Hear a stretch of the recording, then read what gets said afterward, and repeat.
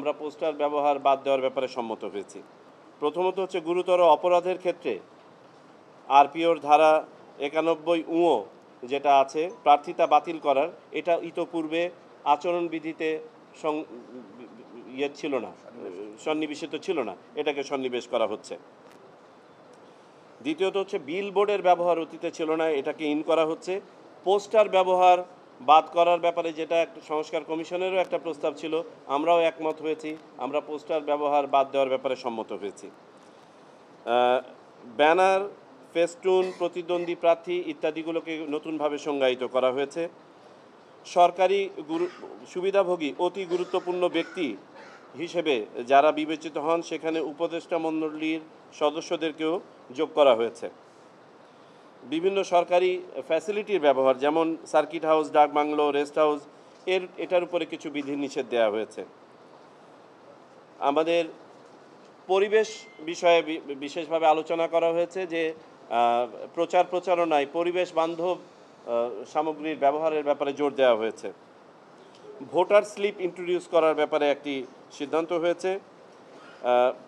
T shirt, jacket ইত্যাদির ব্যাপারে যে অতীতে ছিল, বিধিনিষেধ ছিল, এটার ব্যাপারে একটু শিথিল মনোভাব পোষণ করা হয়েছে। আর্মসের যে সংজ্ঞা ছিল সেই সংজ্ঞার মধ্যে, অর্থাৎ অস্ত্র এর সংজ্ঞার মধ্যে দেশীয় অস্ত্র শামিল করা হয়েছে। সোশ্যাল মিডিয়ার উপরে বিশদভাবে করা হয়েছে, আলোকপাত করা হয়েছে। সোশ্যাল মিডিয়াকে ডিফাইন করা হয়েছে, সোশ্যাল মিডিয়ার ভিতরে ডুজ অ্যান্ড ডোন্টসকে ডিফাইন করা হয়েছে। শব্দের ব্যবহারে আমরা আগে যেমন শব্দের মাত্রার উপরে কোনো ছিল না, সেটাকে আন্তর্জাতিক যে মান আছে ৬০ ডেসিবল সেটাকে ইনকর্পোরেট করা হয়েছে। প্রচারণা ৩ সপ্তাহই থাকবে।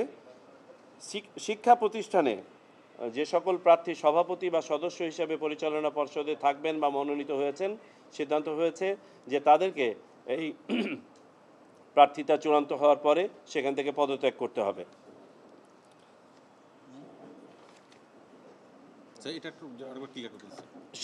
কোনো শিক্ষা প্রতিষ্ঠানে পরিচালনা পর্ষদের সভাপতি বা সদস্য হিসাবে যদি কোনো এই প্রার্থী নির্বাচনে অংশগ্রহণকারী কোনো প্রার্থী যদি থেকে থাকেন, তাহলে নির্বাচনে তিনি যখন প্রার্থিতা লাভ করবেন তার আগেই তাকে পদত্যাগ করতে হবে।